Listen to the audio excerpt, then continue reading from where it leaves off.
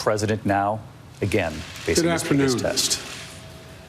I want to speak today to the unfolding situation in Afghanistan, the developments that have taken place in the last week, and the steps we're taking to address the rapidly evolving events. My national security team and I have been closely monitoring the situation on the ground in Afghanistan and moving quickly to execute the plans we had put in place to respond to every constituency, including and contingency, including the rapid collapse we're seeing now. I'll speak more in a moment about the specific steps we're taking, but I want to remind everyone how we got here and what America's interests are in Afghanistan. We went to Afghanistan almost 20 years ago with clear goals. Get those who attacked us on September 11, 2001, and make sure al-Qaeda could not use Afghanistan as a base from which to attack us again. We did that. We severely degraded al-Qaeda in Afghanistan. We never gave up the hunt for Osama bin Laden, and we got him. That was a decade ago. Our mission in Afghanistan was never supposed to have been nation building. It was never supposed to be creating a unified, centralized democracy. Our only vital national interest in Afghanistan remains today what it has always been: preventing a terrorist attack on America's homeland. I've argued for many years that our mission should be narrowly focused on counterterrorism, not counterinsurgency or nation building. That's why I opposed the surge when it was proposed in 2009 when I was vice president. And that's why, as president, I'm adamant that we focus on the threats we face today in 2021, not yesterday's threats. Today, the terrorist threat has metastasized well beyond Afghanistan. Al-Shabaab in Somalia, al-Qaeda in the Arabian Peninsula, al-Nusra in Syria, ISIS attempting to create a caliphate in Syria and Iraq, and establishing affiliates in multiple countries in Africa and Asia. These threats warrant our attention and our resources. We conduct effective counterterrorism missions against terrorist groups in multiple countries where we don't have permanent military presence. If necessary, we'll do the same in Afghanistan. We've developed counterterrorism over-the-horizon capability that will allow us to keep our eyes firmly fixed on the direct threats to the United States in the region and act quickly and decisively if needed. When I came into office, I inherited a deal that President Trump negotiated with the Taliban. Under his agreement, U.S. forces would be out of Afghanistan by May 1, 2021. Just a little over 3 months after I took office. U.S. forces had already drawn down during the Trump administration from roughly 15,500 American forces to 2,500 troops in country. And the Taliban was at its strongest militarily since 2001. The choice I had to make as your president was either to follow through on that agreement or be prepared to go back to fighting the Taliban in the middle of the spring fighting season. There would have been no ceasefire after May 1. There was no agreement protecting our forces after May 1. There was no status quo of stability without American casualties after May 1. There was only a cold reality of either following through on the agreement to withdraw our forces or escalating the conflict and sending thousands more American troops back into combat in Afghanistan, lurching into the third decade of conflict. I stand squarely behind my decision. After 20 years, I've learned the hard way that there was never a good time to withdraw U.S. forces. That's why we're still there. We were clear-eyed about the risks. We planned for every contingency, but I always promised the American people that I would be straight with you. The truth is, this did unfold more quickly than we had anticipated. So what's happened? Afghanistan political leaders gave up and fled the country. The Afghan military collapsed, sometime without trying to fight. If anything, the developments of the past week reinforced that ending U.S. military involvement in Afghanistan now was the right decision. American troops cannot and should not be fighting in a war and dying in a war that Afghan forces are not willing to fight for themselves. We spent over $1 trillion. We trained and equipped an Afghan military force with some 300,000 strong, incredibly well equipped, a force larger in size than the militaries of many of our NATO allies. We gave them every tool they could need. We paid their salaries, provided for the maintenance of their Air Force, something the Taliban doesn't have. Taliban does not have an Air Force. We provided close air support. We gave them every chance to determine their own future. What we could not provide them was the will to fight for that future. There's some very brave and capable Afghan special forces units and soldiers. But if Afghanistan is unable to mount any real resistance to the Taliban now, there is no chance that 1 year, 1 more year, 5 more years, or 20 more years of U.S. military boots on the ground would have made any difference. And here's what I believe to my core. It is wrong to order American troops to step up when Afghanistan's own armed forces would not. If the political leaders of Afghanistan were unable to come together for the good of their people, unable to negotiate for the future of their country when the chips were down, they would never have done so while U.S. troops remained in Afghanistan, bearing the brunt of the fighting for them. And our true strategic competitors, China and Russia, would love nothing more than the United States to continue to funnel billions of dollars in resources and attention into stabilizing Afghanistan indefinitely. When I hosted President Ghani and Chairman Abdullah at the White House in June, and again when I spoke by phone to Ghani in July, we had very frank conversations. We talked about how Afghanistan should prepare to fight their civil wars after the U.S. military departed, to clean up the corruption in government so the government could function for the Afghan people. We talked extensively about the need for Afghan leaders to unite politically. They failed to do any of that. I also urged them to engage in diplomacy, to seek a political settlement with the Taliban. This advice was flatly refused. Mr. Ghani insisted the Afghan forces would fight, but obviously he was wrong. So I'm left again to ask of those who argue that we should stay, how many more generations of America's daughters and sons would you have me send to fight Afghanistan's civil war when Afghan troops will not? How many more lives, American lives, is it worth?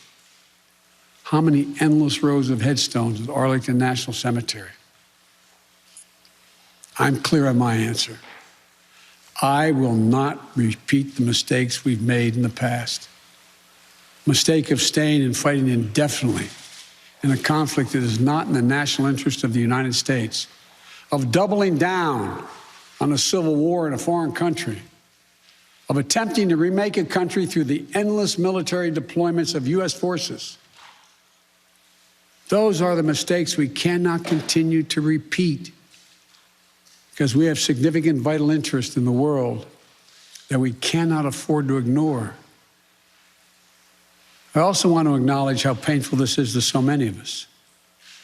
The scenes we're seeing in Afghanistan, they're gut-wrenching, particularly for our veterans, our diplomats, humanitarian workers, for anyone who has spent time on the ground working to support the Afghan people. for those who have lost loved ones in Afghanistan, and for Americans who have fought and served in the country, serve our country in Afghanistan. This is deeply, deeply personal. It is for me as well. I've worked on these issues as long as anyone. I've been throughout Afghanistan during this war, while the war was going on, from Kabul to Kandahar to the Kunar Valley. I've traveled there on 4 different occasions. I met with the people. I've spoken to the leaders. I spent time with our troops. And I came to understand firsthand what was and was not possible in Afghanistan. So now we're focused on what is possible. We will continue to support the Afghan people. We will lead with our diplomacy, our international influence, and our humanitarian aid. We'll continue to push for regional diplomacy and engagement to prevent violence and instability. We'll continue to speak out for the basic rights of the Afghan people, of women and girls, just as we speak out all over the world. I've been clear, the human rights must be the center of our foreign policy, not the periphery. But the way to do it is not through endless military deployments. It's with our diplomacy, our economic tools, and rallying the world to join us. Now, let me lay out the current mission in Afghanistan. I was asked to authorize, and I did, 6,000 U.S. troops to deploy to Afghanistan for the purpose of assisting in the departure of U.S. and allied civilian personnel from Afghanistan, and to evacuate our Afghan allies and vulnerable Afghans to safety outside of Afghanistan. Our troops are working to secure the airfield and to ensure continued operation of both the civilian and military flights. We're taking over air traffic control. We have safely shut down our embassy and transferred our diplomats. Our diplomatic presence is now consolidated at the airport as well. Over the coming days, we intend to transport out thousands of American citizens who have been living and working in Afghanistan. We'll also continue to support the safe departure of civilian personnel, the civilian personnel of our allies who are still serving in Afghanistan. Operation Allies Refugee, which I announced back in July, has already moved 2,000 Afghans who are eligible for special immigration visas and their families to the United States. In the coming days, the U.S. military will provide assistance to move more SIV-eligible Afghans and their families out of Afghanistan. We're also expanding refugee access to cover other vulnerable Afghans who worked for our embassy. U.S. non-governmental agencies or U.S. non-governmental organizations and Afghans who otherwise are at great risk, in U.S. news agencies. I know there are concerns about why we did not begin evacuating Afghans civilians sooner. Part of the answer is some of the Afghans did not want to leave earlier, still hopeful for their country. And part of it because the Afghan government and its supporters discouraged us from organizing a mass exodus to avoid triggering, as they said, a crisis of confidence.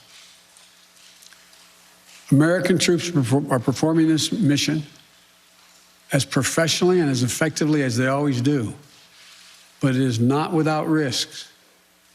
As we carry out this departure, we have made it clear to the Taliban, if they attack our personnel or disrupt our operation, the U.S. presence will be swift and the response will be swift and forceful.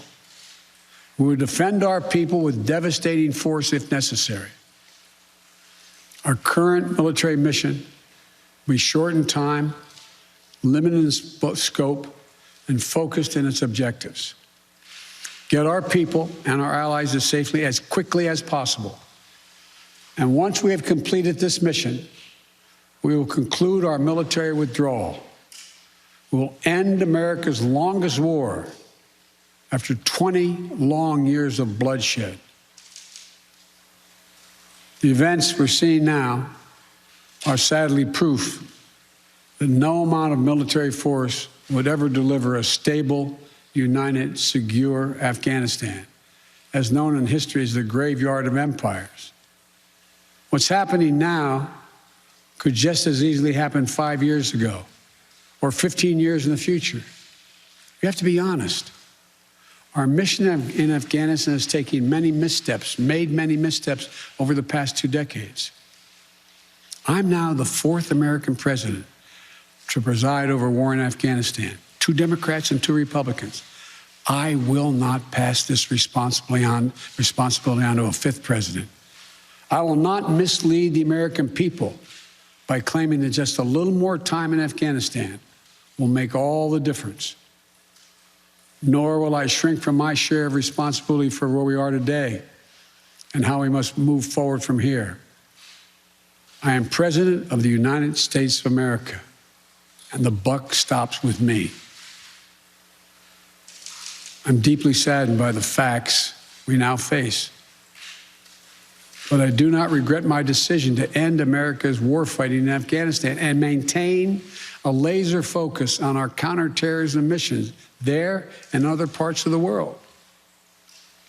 Our mission to degrade the terrorist threat of al-Qaeda in Afghanistan and kill Osama bin Laden was a success.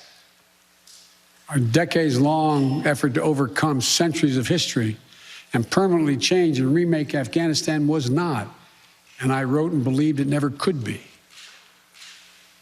I cannot and will not ask our troops to fight on endlessly in another country's civil war, taking casualties, suffering life-shattering injuries, leaving families broken by grief and loss. This is not in our national security interest. It is not what the American people want. It is not what our troops, who have sacrificed so much over the past 2 decades, deserve. I made a commitment to the American people when I ran for president that I would bring America's military involvement in Afghanistan to an end. And while it's been hard and messy, and yes, far from perfect, I've honored that commitment. More importantly, I made a commitment to the brave men and women who serve this nation that I wasn't going to ask them to continue to risk their lives in a military action that should have ended long ago.